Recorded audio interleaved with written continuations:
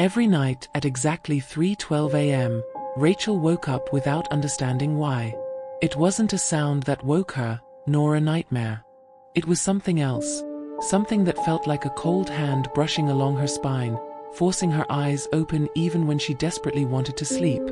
The first night she woke at that exact minute, she dismissed it as coincidence.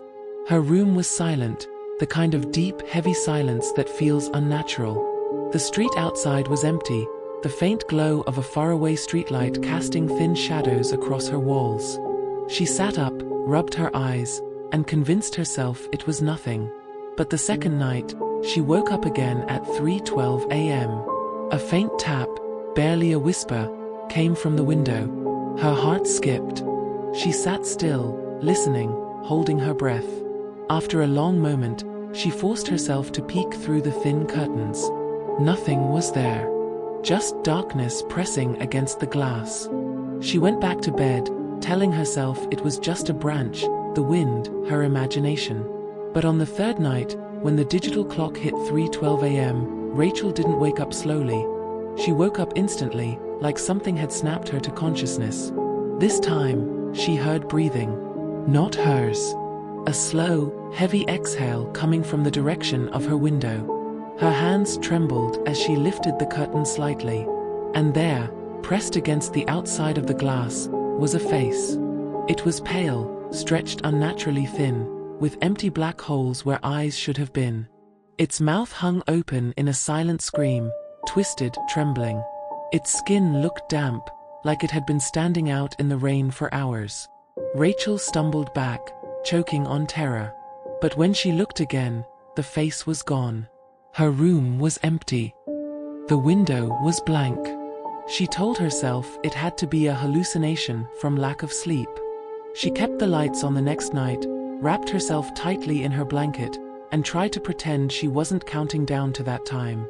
When 3:12 a.m. approached, her heart raced so hard she felt it in her throat. And then the bulb above her flickered, buzzed, then died. Darkness swallowed the room. Rachel froze. She didn't move, didn't breathe. The breathing started again, right outside the window. Slow, heavy, vet. She couldn't make herself look this time. She hid under the blanket, shaking, praying for morning. By sunrise, the face had vanished again, and she convinced herself she needed help. Sleep meds, therapy, something. She promised to leave the house the next day. But she didn't get the chance. Because on the sixth night, something changed. At 3:12 a.m., Rachel woke to silence. No breathing. No tapping. No flickering light. Instead, she felt warmth. Warm breath. Right above her. She opened her eyes slowly. And the face from the window was inches from hers. Inside the room, leaning over her bed, its hollow pits of eyes staring directly into her soul. Its mouth quivered, but no sound came out. Only a long, cold exhale swept across her face. Rachel screamed and scrambled off the bed, but the creature moved impossibly fast, its long fingers dragging across her ankle. She fled from the room, tearing down the hallway, but its footsteps echoed behind her, soft, quick, wrong. She reached the front door and pulled it open, but just as she stepped out, the world around her froze. The street, the wind, her breath, everything stopped. Except the creature.